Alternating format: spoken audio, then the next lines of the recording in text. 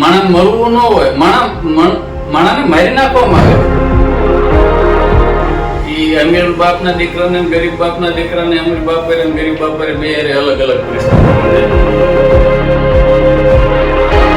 અને જેથી ધગશ તૂટી વિદ્યાર્થીઓમાં જેથી ભારતનું ભવિષ્ય નહીં. આમાં કાંઈ ન વળે, એમ કરતા 10 જણ ભાઈઓ રાખીને આ એક પ્રકારે લોકશાહીનું ગુણ કહેવાય. લોકશાહી આવી ન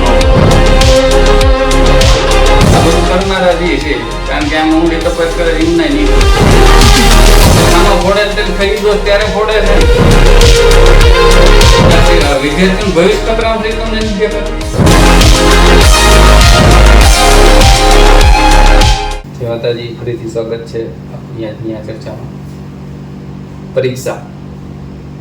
પરીક્ષા કોઈને આપવી ગમતી નથી, પણ પરીક્ષામાં ઉત્તીર્ણ થવું બધાને ગમે.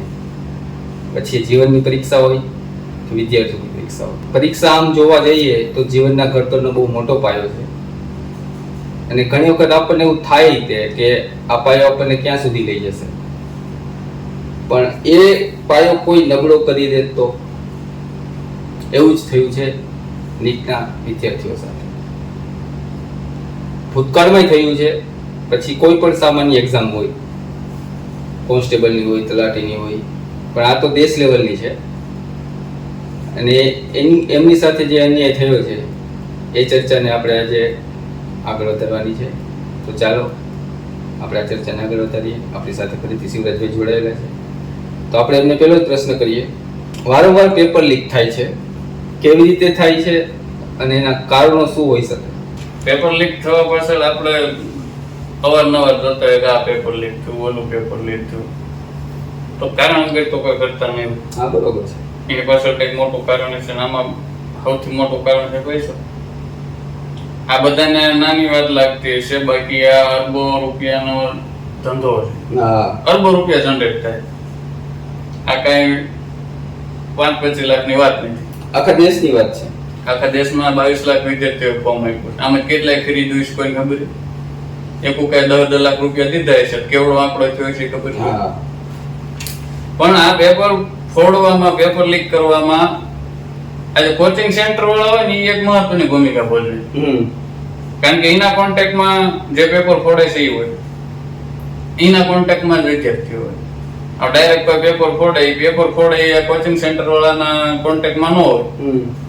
એ પેપર ફોડે ને એ બજારે રખડે તો એને વધીને કેટલા મળે? કે 5-10 વિદ્યાર્થી મળે. કોચિંગ સેન્ટર વાળા એક બ્રિજ નું કામ કરે, કે આ બેને કનેક્ટ કરે. પેપર ઓલો ફોડે, કોચિંગ સેન્ટર વાળાને દે, કોચિંગ સેન્ટર વાળા અલગ અલગ કોચિંગ સેન્ટર વાળા એકબીજાની લિંક હોય એમની. ટૂંકમાં દલાલી જેવું થયું. દલાલી, સોખી દલાલી. એ બધાને વિદ્યાર્થીઓ એમની પાસે કોચિંગ લેવા આવતા બધા.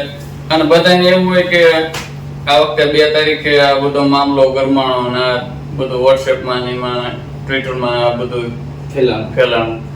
એવું ન હોય. આ બધું એક પ્લાન થી, લાંબા સમયગાળાનો પ્લાન હોય. અગાઉથી જ બધી તૈયારી થયેલી હોય કે આ વખતે આવી રીતે ફોડવાનું છે. આવું તો આગલે દિવસ ફૂટ્યું હોય તો બધા વિદ્યાર્થી થોડા કઈ ગુંજામ પૈસા લઈને ફરતા હોય કે આ વખતે ફૂટે એટલે લઈ લેવું, નીકળવાની જવા દેવું જ નથી. એવું થોડું હોય. મોબાઈલ જેવું નથી કે નીકળો તરત લઈ લો. આ થોડો મોબાઈલ છે. તો આ બધું પેલા વિદ્યાર્થીઓને ખબર હશે કે ભાઈ પેપર ફૂટવાનું છે, આપણે તૈયારીમાં રહેવાનું છે. એટલે આ એક પ્રકારે પ્રી પ્લાન, આ બધું ગોઠવેલું એક કાવતરું ગણાય. બરોબર. આ બાબતની વાલીઓ અને વિદ્યાર્થીઓ પર કઈ રીતે અસર કરશે? અને ક્યાંક ને ક્યાંક એવું જોવામાં પણ આવે છે કે ઘણી વખત વિદ્યાર્થીઓના ભવિષ્ય સાથે પણ ચેડા થાય, તો એની અસર કઈ રીતે પડશે? વાલીઓ અને વિદ્યાર્થીઓની વાત કરીએ તો સંદીપભાઈ, આમાં 2 પ્રકારની અસર. એક અમીર વાલી અને ગરીબ વાલી. અમીર વિદ્યાર્થી અને ગરીબ વિદ્યાર્થી, આ બે ઉપર અલગ અલગ અસર પડે. અમીર બાપ હોય ને એને કઈ એના દીકરો ભણાવવામાં એવડો હેરાન ન થયો હોય, એને કોઈ સંઘર્ષ કરવો પડ્યો હોય, મલકના મજૂરિયા જવું પડ્યું હોય કે મલકના ભાગ્યા રાખવા પડ્યો હોય, એવું અમીર બાપને ન કરવું પડ્યું હોય. એની પાસે પહેલે જ પૈસા હોય જ તે, એટલે ફી ભરવામાં કઈ વાંધો ન હોય. એ તો છોકરું રોજ જાય કે નિહાળ ભેગું થઈ જાય, વાર્તા પૂરી થાય, એ ધંધાવી હોય. અમીર બાપના દીકરાને કાંઈ ઉપાધિ ન હોય, એને ચાલો આયલું તો આયલું, નકર આપણે ક્યાં કઈ વાંધો હોય. તો તરત એનો બાપ કે તારે ક્યાં કરવાની જરૂર હતી, હું તને પહેલે જ કહેતો આવતો આપણા ધંધા બે જાય, તારે આપણો ધંધો જે છે એનો કરવો હોય તો તને બીજો ધંધો નાખી દઉં. એને કઈ ઉપાધિ જ નથી, પાસ થાય કે ન પાસ થાય કે એમને કઈ રિઝલ્ટ નહીં, એ તો એક શોખ ખાતર ભણતા હોય અમુક. પણ જે ગરીબ બાપના દીકરા એની જિંદગી પૂરી થઈ જાય આમ, એની પાસે કઈ ઓપ્શન નથી. છેલ્લું ઓપ્શન આ જ હોય, પેલું છેલ્લું ઓપ્શન આ ક્યાંથી એની જિંદગી અહીંથી એક પ્રકારે અટકી જાય. કારણ કે આ સાયન્સ ના પ્રવાહની એ તમે ફી જો 1.5 લાખ રૂપિયા ફી હોય. પેલી વાત તો 1 થી 10 સુધી નહીં તે છોકરાને પ્રાઇવેટ સ્કૂલોમાં જ ભણાવે, કારણ કે સરકારી સ્કૂલોમાં જેવું શિક્ષણ રહે નહીં. સરકારી સ્કૂલમાં ભણે 50% જ આવે, પણ સારા ટકા સાયન્સમાં ભણવા માટે સારા ટકાવારી જોઈએ, પછી અલગથી કોચિંગ જોઈએ. એ બધું પાછળ જે બાપે ખર્ચો કર્યો હોય,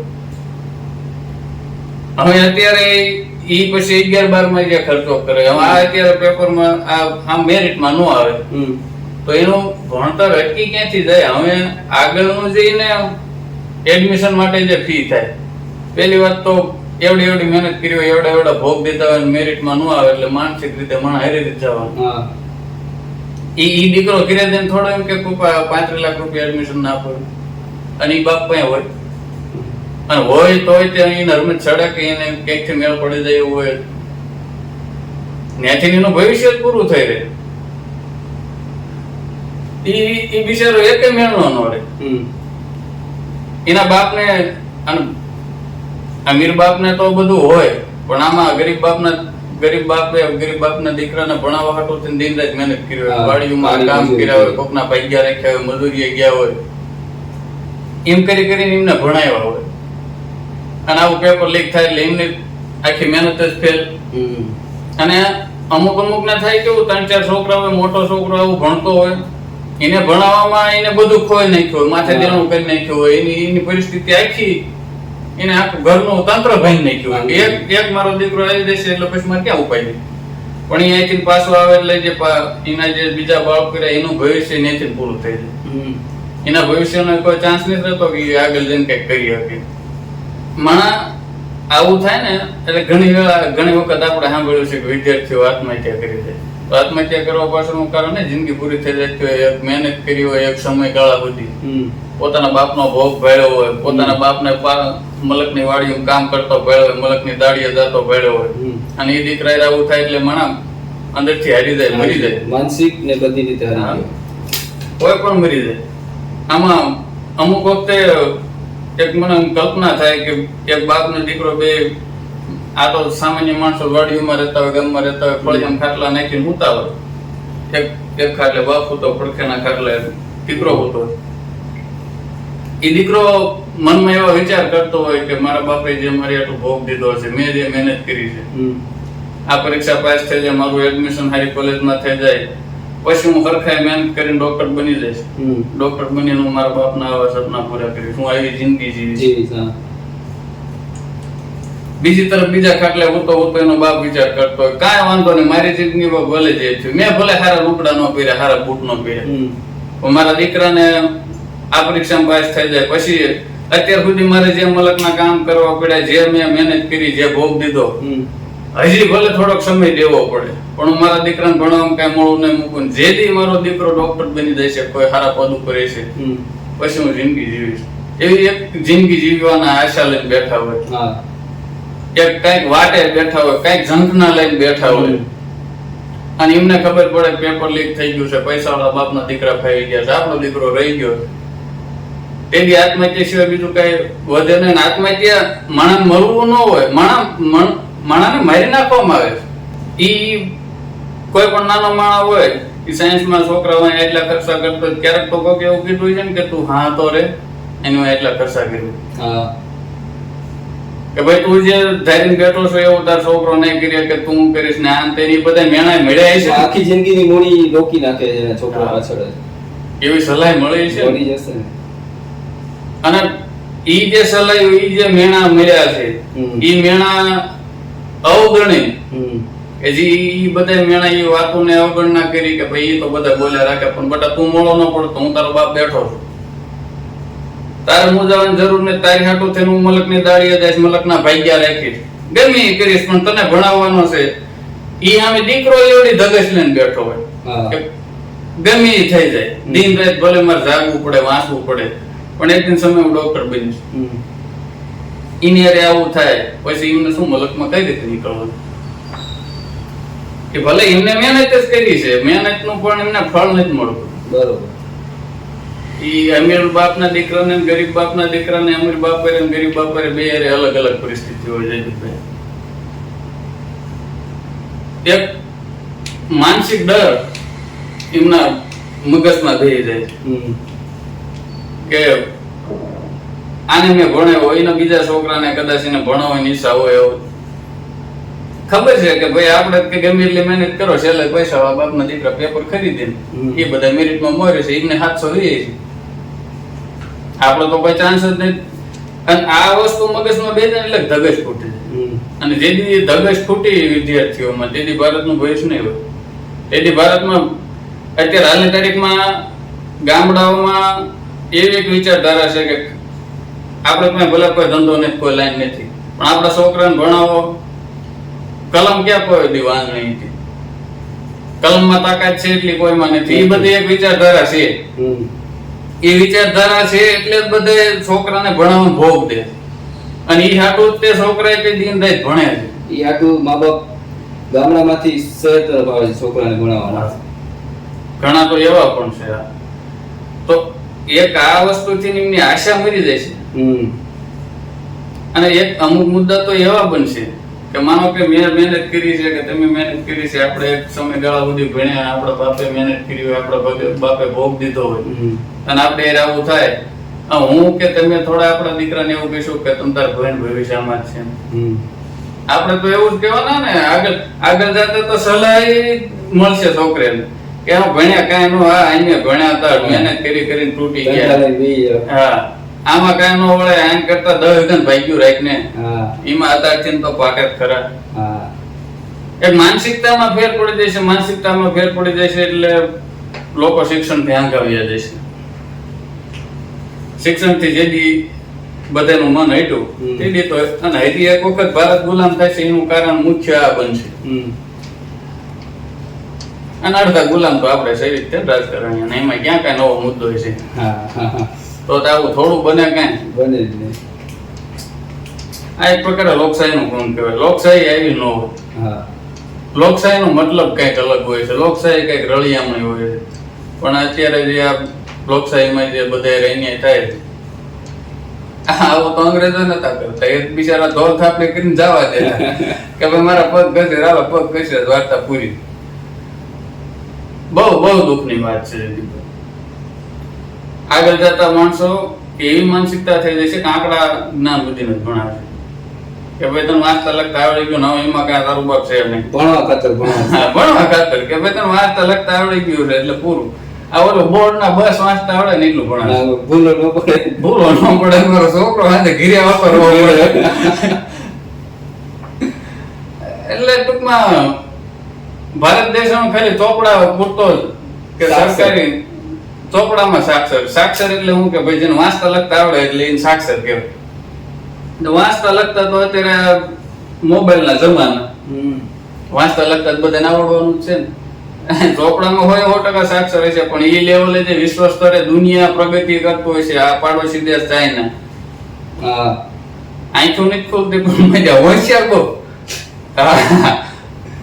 એટલે રાતોરાત સ્ટ્રક્ચર ઊભું કરી દે, રાતોરાત એને એરપોર્ટ રાતમાં ઊભા કરી દે. એને ઈ એન્જિનિયર કેવું ભણે, એમના ડોક્ટર ખોલીને બધું ફિટ કરી દેવું, આમાં આ થોડા પેપર ફોડીને પાસ થયો એ કરી શકે.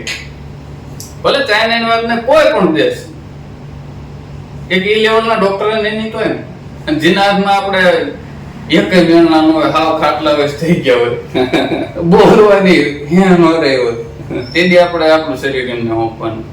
એ શું કરશે? ખોલશે, ફિટ તો કરતા આવડતું નહીં હોય, ફિટ કરશે તો કઈક ભૂલી જાય, ફિટ કરશે તો હૃદય એમ પાય છે.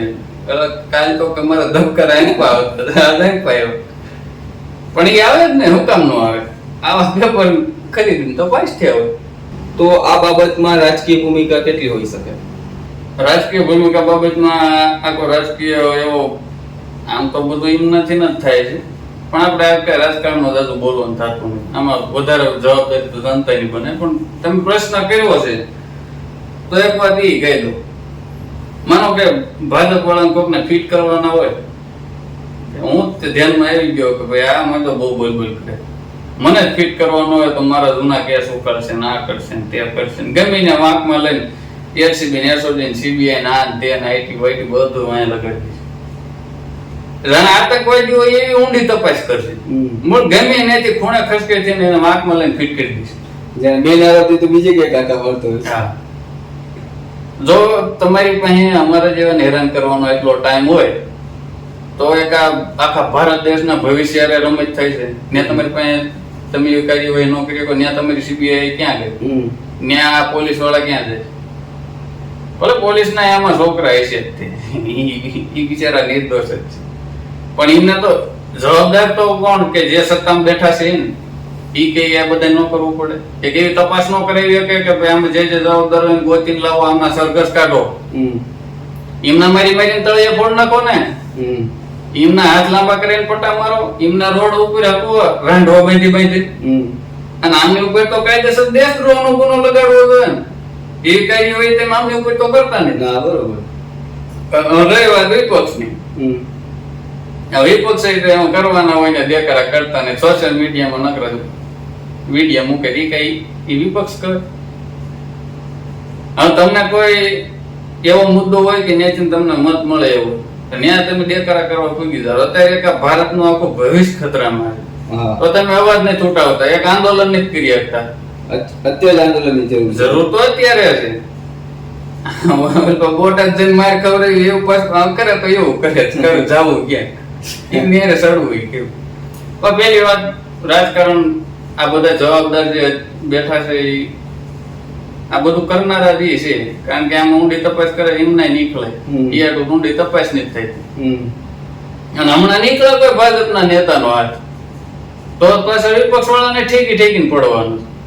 તો ઈ નવરિયાત છે કે હાલો આમાં વાંકમાં આવ્યા, આમને વાંકમાં લઈને હુડિયો કરો અને દેખાડો કરો, સામાન્ય સાહેબ બગાડો તો આપણને મત મળશે. પણ જવાનું છે ન થાતું. ભારતના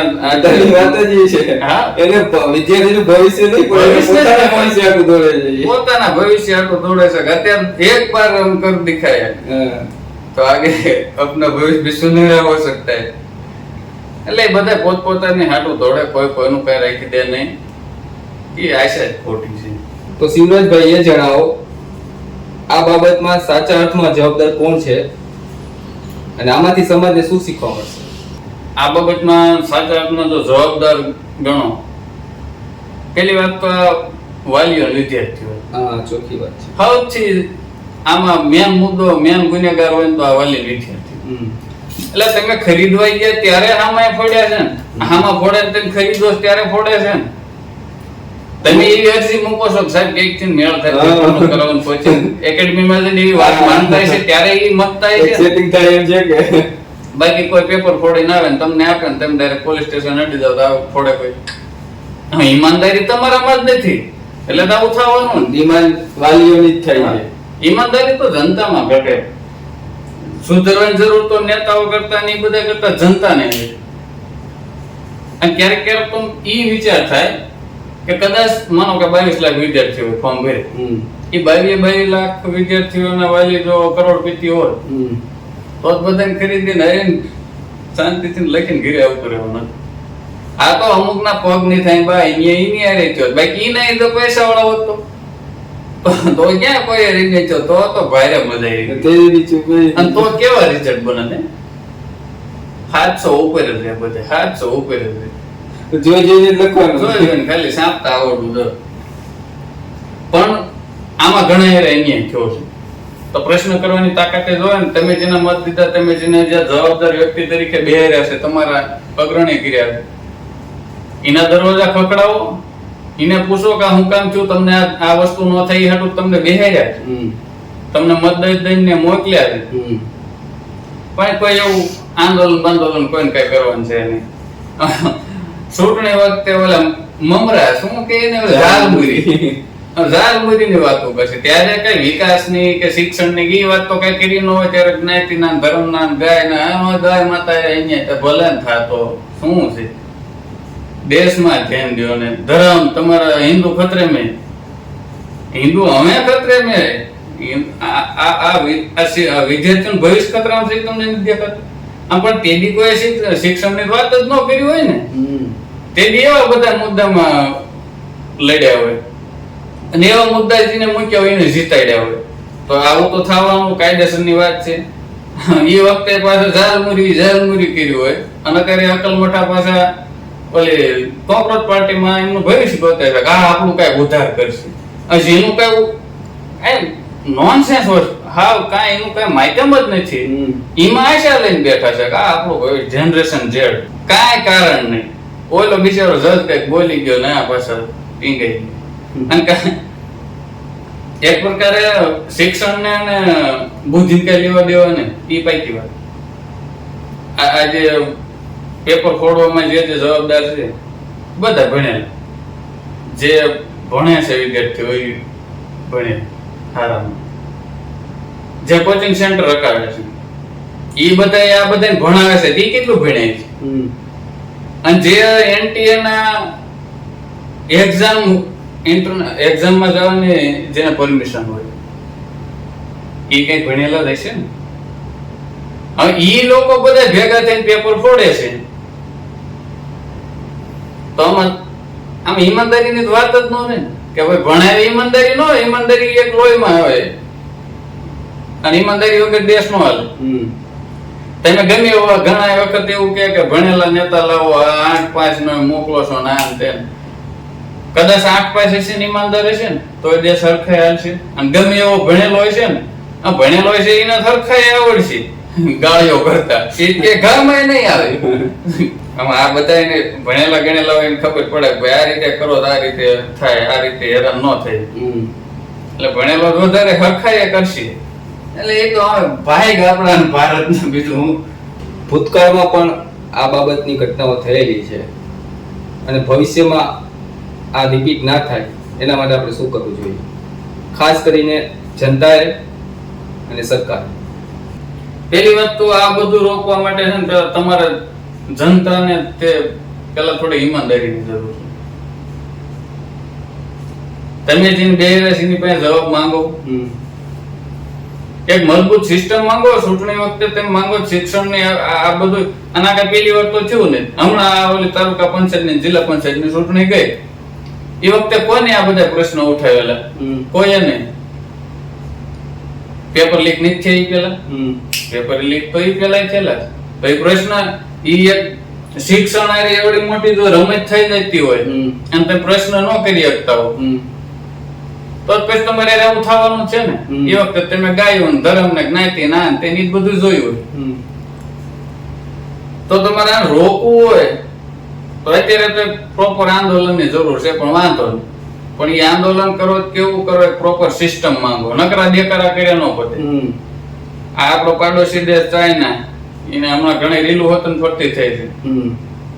એની એજ્યુકેશન સિસ્ટમ છે પરીક્ષા લેવાની બહુ મસ્ત. દુશ્મનનો ઘા વખાણવો પડે. હારો ઘા કરે કે ને હું કામ ન વખાણે? દુશ્મન છે ભલે રહ્યો. એની વાત તો સારી જ છે ને. ભારતમાં એવી સિસ્ટમની માંગણી કરો કે જે તે અધિકારીઓ પેપર બનાવવા બેહે એમની જે કમિટી બને એ કમિટીને આઇસોલેટ કરી નાખો કે ભાઈ પેપર આજ બનાવ્યું, આજ લખાણું પેપર, આ બધા કમિટીએ ભેગી થઈને પેપર સાંપ્યું, પેલું પેપર લખાણું, ત્યારથી તે પેપર પતે ત્યાં સુધી એમને કે બહાર જ નહીં નીકળવા.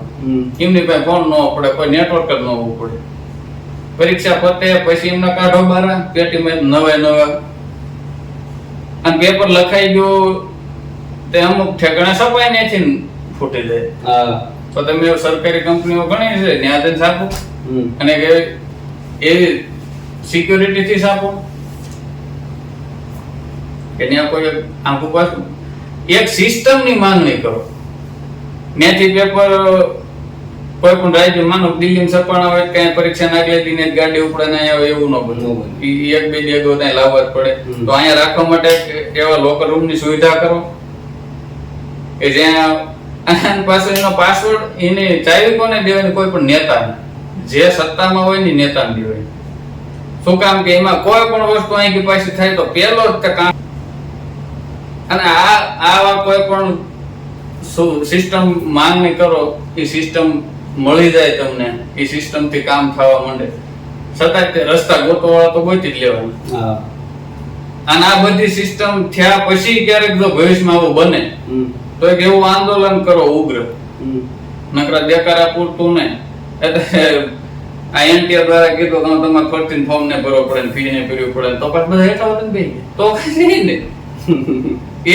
એટલી નિમ્ન કક્ષાની બુદ્ધિ ધરાવતી જનતા છે, એમને આવું થવું જોઈએ. થાય છે એવું 50 પેપર લીક થાય છે ને બધી રીતે ઘાંઘા થાય છે કે શું કરવું એ નહીં સમજે તેડી જાગશે. આ મૂર્ખ જનતા એ સિવાય ને જાગવી. તો એ અને આ સિસ્ટમ લાવ્યા પછી કદાચ કોઈ ક્યારેક એવું પેપર ફૂટે એવું ઉગ્ર આંદોલન કરો જ્યાં સુધી આમાં જવાબદાર જે છે પકડાય ને ત્યાં તમારે ઘીરે ચૂકામ આવવું પડે અને જવાબદાર વ્યક્તિઓ પકડાઈ જાય. આજે પેપર લીક કરવા વાળા પછી એને કડકમાં કડક સજા આપવા. અત્યારે આમાં મુખ્ય આરોપી પીવી કુલકર્ણી છે તો એને દેશદ્રોહી જાહેર કરાવો. અને તમે અમથા તો ઓલું હાંડિયા લઈ લઈને દોડો છો, ઓલી હાંડું જીસીબી લઈ અમથા તમારે બધી કોઈ જીસીબી લઈ લઈને દોડવું છે, આનું મકાન પાડી દેવાનું, ઓલું પાડી દેવાનું. આ પેપર લીક કરવા વાળાના મકાન પાડો, ત્યાં તમારું દાદાનું બુલડોઝર લાવો ને, એને દેશદ્રોહી કરો, એના પરિવારને દેશ બારો કરી નાખો. આ રીતે કોકને સજા મળશે તો એમને બીક લાગશે. બીક લાગે એવું વાતાવરણ ઊભું થાય છે તો ફરતી ના નહીં થાય. માંગો રાજીનામું થાવ ભેગા, રાજીનામું માંગો શિક્ષણ મંત્રીનું. અત્યારે શિક્ષણ મંત્રીને તેમ રાજીનામું દેવડાવશો તો ફરતી જે બીજો શિક્ષણ મંત્રી આવશે એના મગજમાં એ રીતે એક પ્રશ્ન થાય છે. એ એક પ્રકારે જવાબદાર બનશે કે જોજો ભાઈ કોઈ પેપર ફોડ્યું, આમાં છેલ્લે હું હેરાન થાવ. એમાં હેરાન ઈ થાય એવું હોય છે તો જ ધ્યાન દેશે. આમાં ખબર છે કે આમને કાંઈ છે નહીં, બધું હાલે, આમને 1.5 રૂપિયાની ફી જતી કહી દો એટલે વાંધો નહીં. જનતા જ ભૂખને બારે છે, એમનું કઈ એવું હોય નહીં. એમાં દુઃખની વાત આમ જો ગયો તો મને બહુ થાય, પણ આમ એમનું આમનું દુઃખ લગાડે જેવું નથી કે આ બધા હેરાન થાય. દુઃખ વિદ્યાર્થીઓનું લાગે, દુઃખ વિદ્યાર્થીઓનું લાગે. બાકી આ બધું ઠીક. હવે ભારત છે, સ્વતંત્ર દેશ છે, લોકશાહી છે, લોકશાહીમાં આમ જ હોય. આ નામ જ લોકશાહી. જો આ રીતે હાલે છે બધા એમનામ સહન કરી જાય છે, જો આને લોકશાહી કહેવાતી હોય તો સારું કહેવાય.